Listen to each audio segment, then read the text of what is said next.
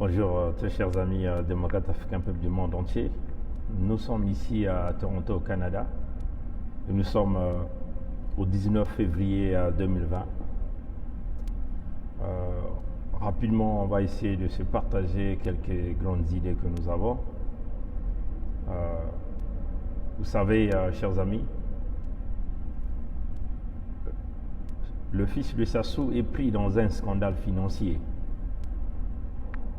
ce qui impliquerait des multimilliards de dollars de l'argent du contribuable congolais.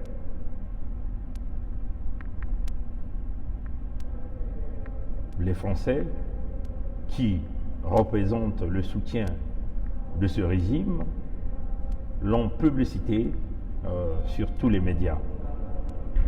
Quand même que nous avons vu une petite diversion d'un quelconque avocat qui est sorti pour pouvoir essayer de protéger le fils de ce despote en parlant d'un fake news. Tout le Congolais sait que l'argent du Congo se retrouve entre les mains d'Ngeso, dont Christelle Denis est l'un des grands voleurs. Nous avons aussi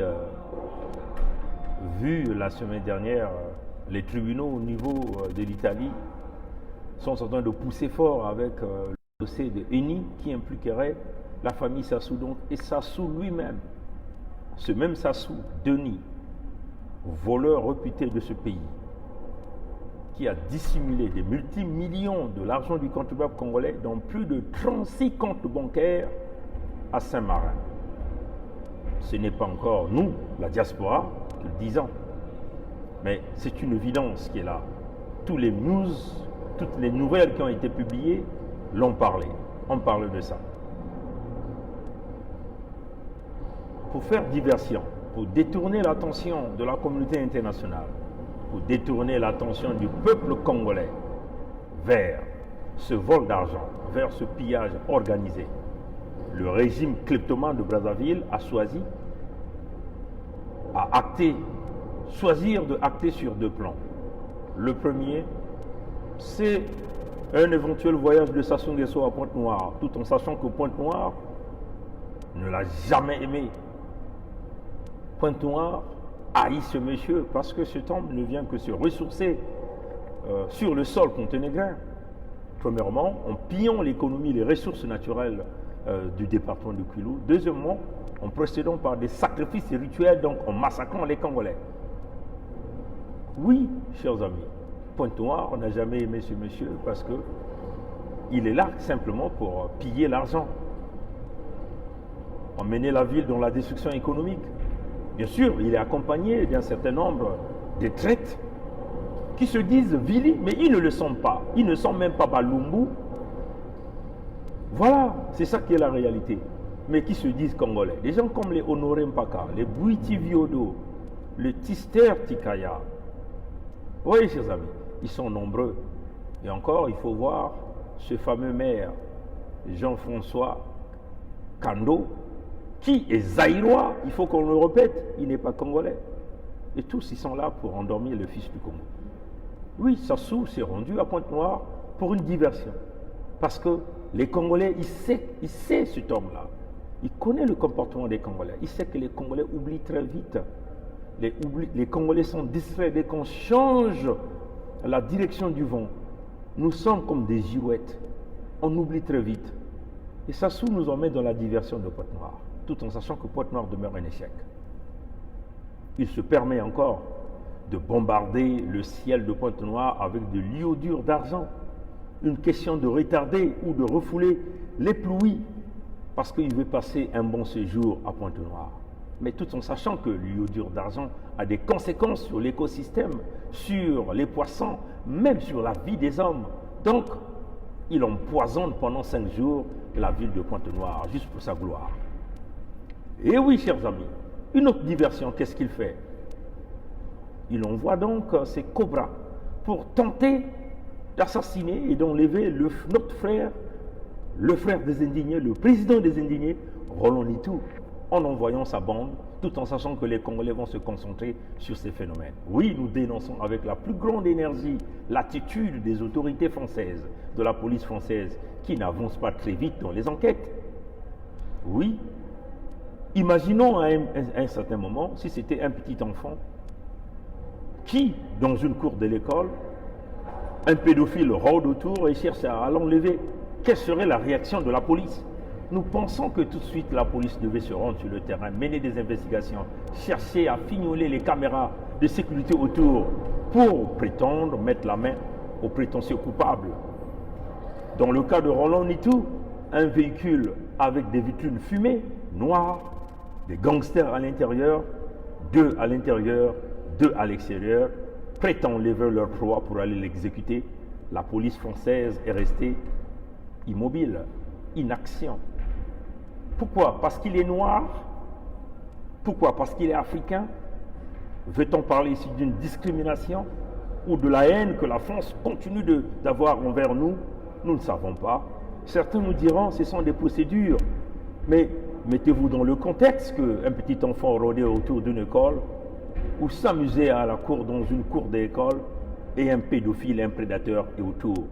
Nous pensons que la police devait être mobilisée pour mettre leurs mains à ce prédateur.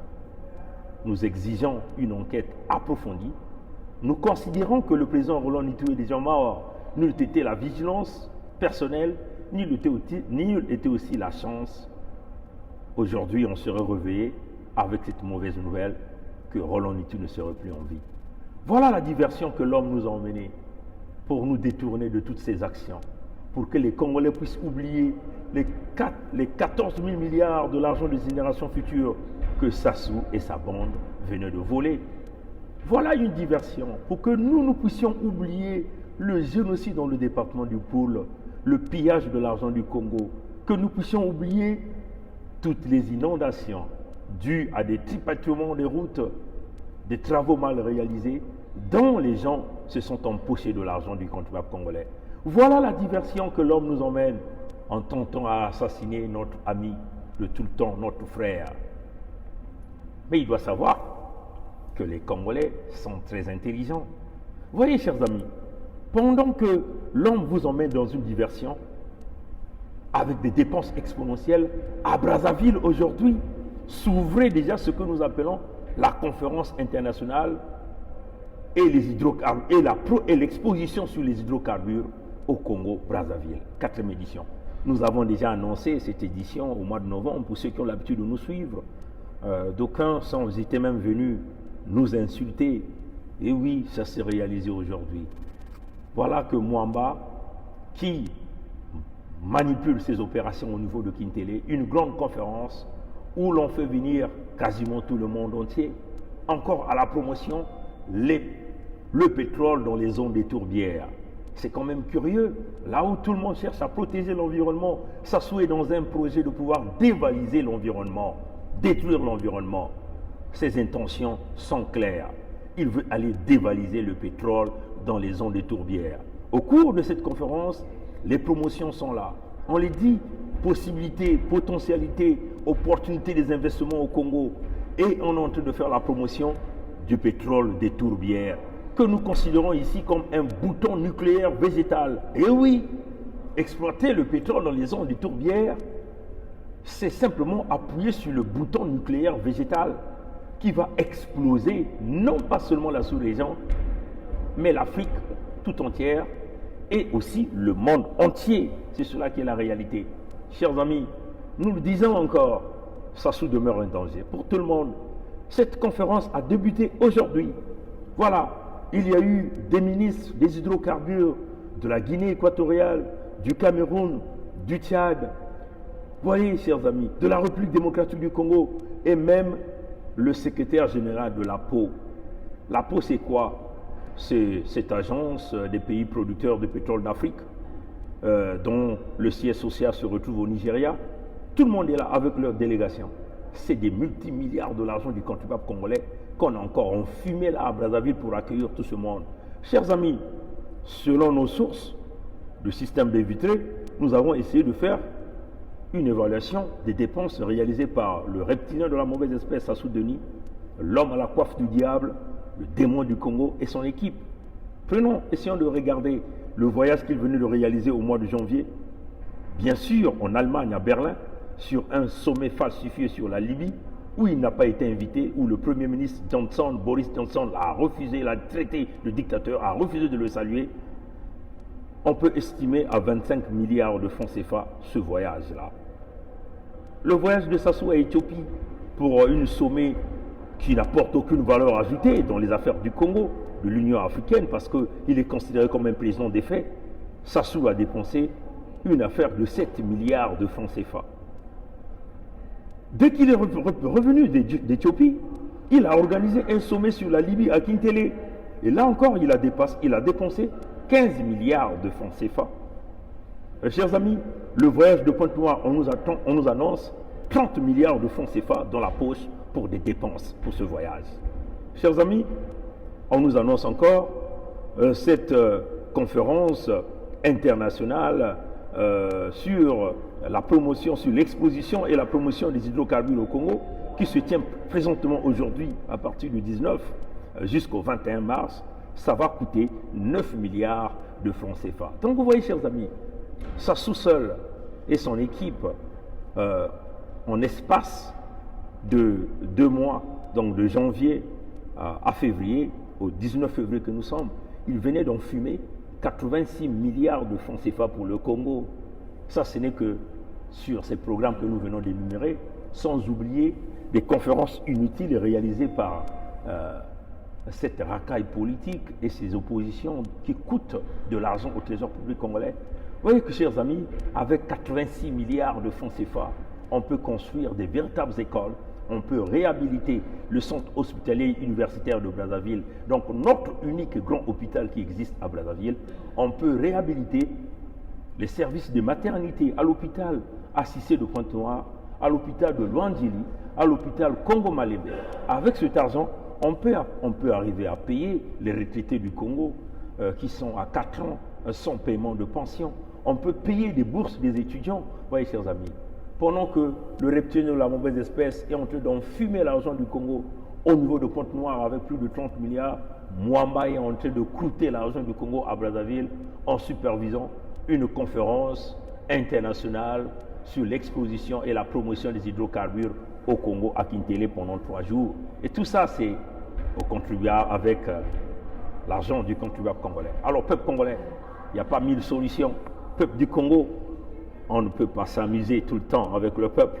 Prenons nos responsabilités. Nous connaissons aujourd'hui que nous faisons face à un escroc de bon chemin, un criminel, un grand criminel, un tueur à gaz, un assassin.